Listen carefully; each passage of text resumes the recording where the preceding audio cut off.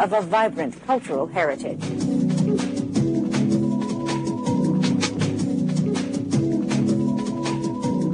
Today in the studio, we have a man who wears many hats in the Indian film industry termed as Bollywood.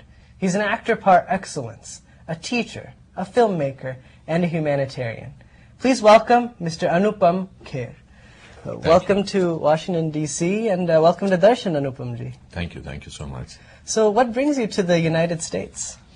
Well, right now I am the Goodwill Ambassador of Pratham. Pratham is an organization which is working towards the education of underprivileged children in the rural areas or the smaller areas or slums of India.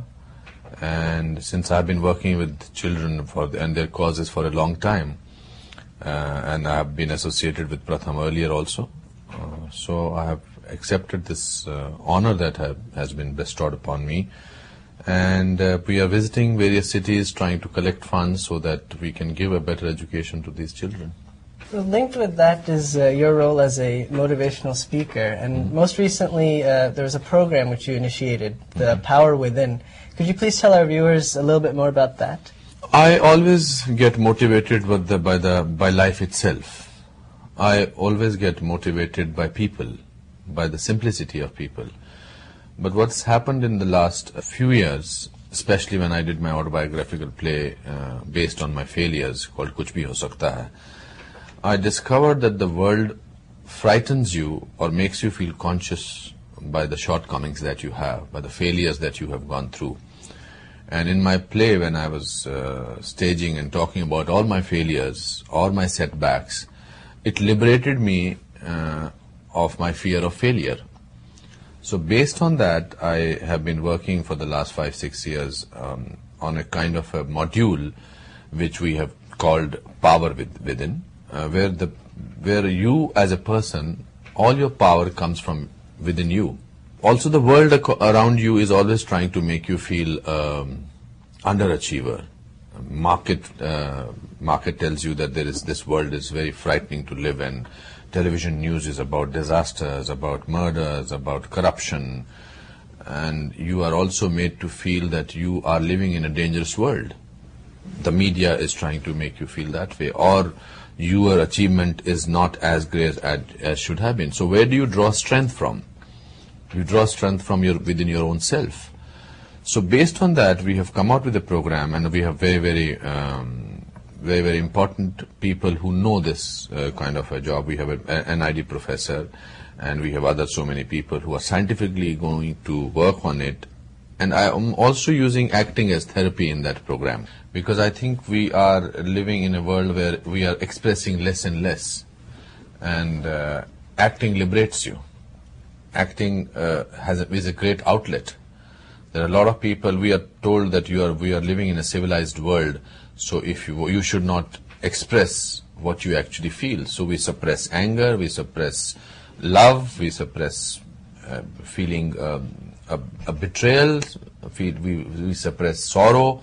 So everything we suppress, we have this plastic persona of ours, which is not necessarily a very nice thing. We develop knots all over our body because we are not talking about it. So acting will let you go. It's basically a life coaching program.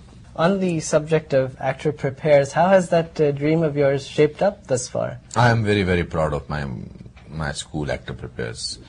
It's the best thing that I have done as a person, as an actor. I'm a trained actor from the National School of Drama. I've done 1 year's course in Chandigarh in diploma in Indian theatre. But when I used to work with newcomers, I used to find them very nervous. I used to find them, and that nervousness had nothing to do with me being a senior actor to them, but it was an inbuilt. I felt that they are not trained. So I felt that if I ever get an opportunity or cut down on my work as an actor, I would like to open an acting school where we will give training to these newcomers. Because also, I feel that if you are prepared as an actor, then you are only looking for an opportunity. So I must admit that I'm an aspiring actor, and I'm very intrigued to know what is the selection process for Actor Prepares, and what can students that are admitted expect from the program? First of all, it's a 3-month program. but it's 10 to 12 hours a day. I audition people, my staff and me, I audition people for the simple reason we are not judging their acting capabilities. We are judging basically how much passion do they have. That's a process of screening. We also do that so that they know that it's not that they have money and they can get in. It starts at 8:30 with a yoga or a martial art class, then we do speech classes, then I can do my class, then there's an improvisation, there is acting for camera. So it keeps you busy for three months, because I believe that acting comes with acting. Acting has nothing to do with thinking. It's everything to do with delivering. It's everything. It has to do with doing. You can't think and intellectualize acting. You may be the biggest duffer on earth, but you can be a brilliant actor, or you can maybe be the biggest, most intelligent person, but you may be a completely bad actor. So everything is practical. That's how we conduct actor prepares. You have acted on stage as well as in film. So do you find it a challenge to act between the mediums? You have bad actors on stage and you have bad actors in cinema. And if you are bad, then you are bad in both mediums.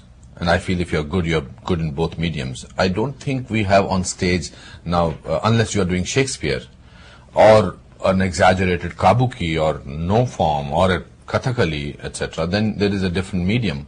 But usually the plays have a very, very realistic formation now, realistic form.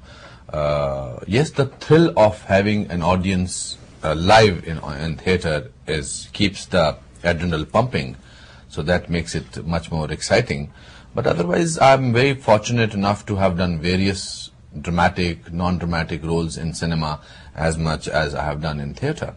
The only difference, according to me, is that in a live audience, you don't have a retake.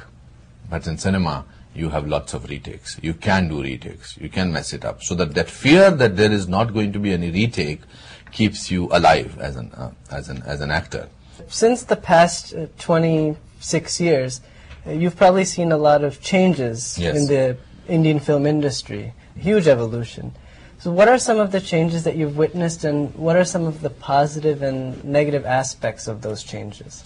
The only change that has happened is the audience has changed. Today the Indian audience is much more educated in cinema because of the onslaught of television channels. You have HBO, you have Star Movies, you have Hallmark, you have lots of 135 channels. So people are exposed, and apart from that, there are malls, there are